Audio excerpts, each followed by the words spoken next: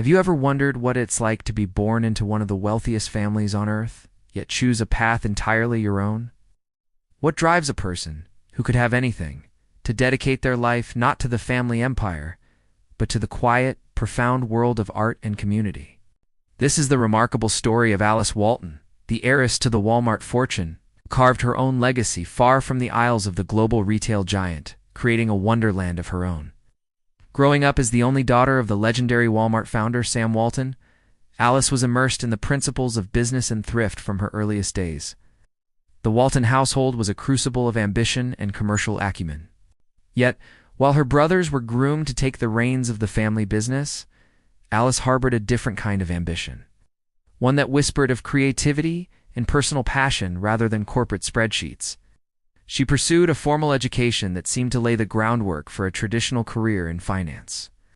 Graduating with a degree in economics and finance from Trinity University, her initial steps in the professional world followed this expected trajectory. She started as an equity analyst and money manager, learning the intricate dance of capital and investment. Eventually heading investment operations at the family's Arvast Bank Group, it was a solid, respectable path, one that leveraged her inherent understanding of the financial world. In 1988, fueled by an entrepreneurial spirit inherited from her father, Alice took a bold leap and founded her own investment firm, Llama Company. It was her moment to prove that she could build something from the ground up, on her own terms. The firm delved into the complex worlds of real estate and investment banking, a high-stakes arena where fortunes are made and lost. However, the venture was not the soaring success she might have envisioned. After just a couple of years, Llama Company closed its doors. For many, this would be a devastating public failure, a moment of doubt and retreat. But for Alice Walton, this setback became a pivotal turning point. It was the moment the path she was supposed to be on dissolved, clearing the way for her to discover the path she was meant to walk. It was a difficult but necessary chapter that allowed her true calling to finally emerge from the shadows of expectation. That calling was art.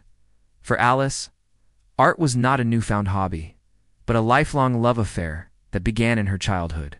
It was a passion that had quietly blossomed long before her foray into finance.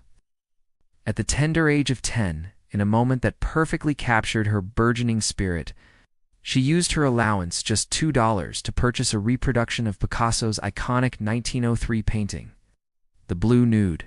It was a simple act, but it was the first seed of a collection that would one day rival the world's greatest museums.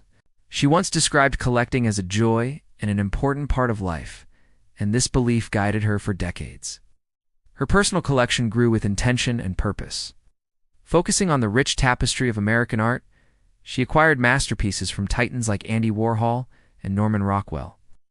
But her true passion lay in elevating underappreciated voices, particularly female artists. This commitment was spectacularly demonstrated when she spent a breathtaking $44.4 million on Georgia O'Keeffe's painting, Jimson Weed White Flower No. 1 setting. World record. For a work by a female artist and sending a powerful message to the art world. But for Alice Walton, possessing these treasures was not the ultimate goal. Her true dream was to share them. She envisioned a place where the transformative power of American art could be accessible to everyone, regardless of their background or ability to pay. This vision culminated in 2011 with the opening of the Crystal Bridges Museum of American Art.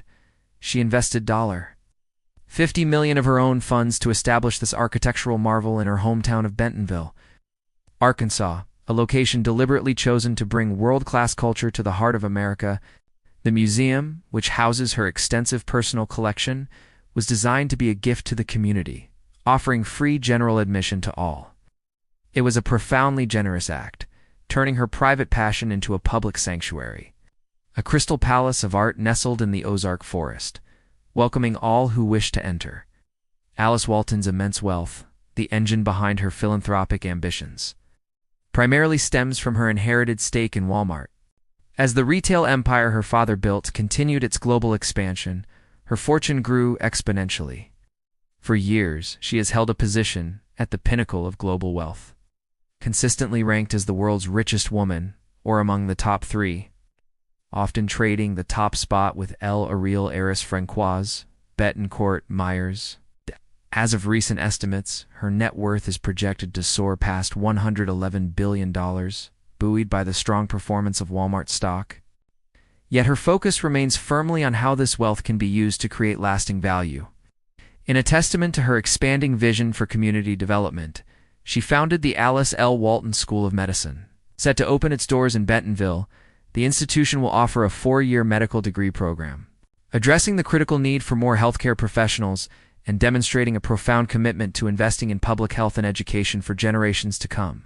While her brothers managed the day-to-day operations of the sprawling Walmart empire, Alice chose a life of relative seclusion, trading the boardroom for the serene landscapes of her Texas ranch. Far from the public eye, she nurtured another of her great passions: horses. At her sprawling Rocking W ranch, she became known for breeding and raising cutting quarter horses, finding a deep connection with the animals and the rhythm of ranch life. Her personal life has been kept intentionally private. Having been married twice, she now lives a quiet, single life, finding contentment in the company of her art, her horses, and the natural beauty that surrounds her. She has never sought the spotlight, preferring to let her actions speak for themselves. In the end, the story of Alice Walton is not simply about an heiress managing her inheritance. It's the inspiring journey of a woman who, faced with the long shadow of a monumental family legacy, chose to listen to the whisper of her own heart. She transformed a personal passion into a public treasure, a financial setback into a spiritual redirection, an immense wealth into a powerful force for cultural and educational good. Walton is a testament to the idea that true success is not about following a prescribed path, but about having the courage to build your own, creating new worlds of wonder and value, not just for yourself, but for the entire community. She is, in every sense, a model of how to use a great fortune not just to preserve the past, but to create a brighter, more beautiful future for all.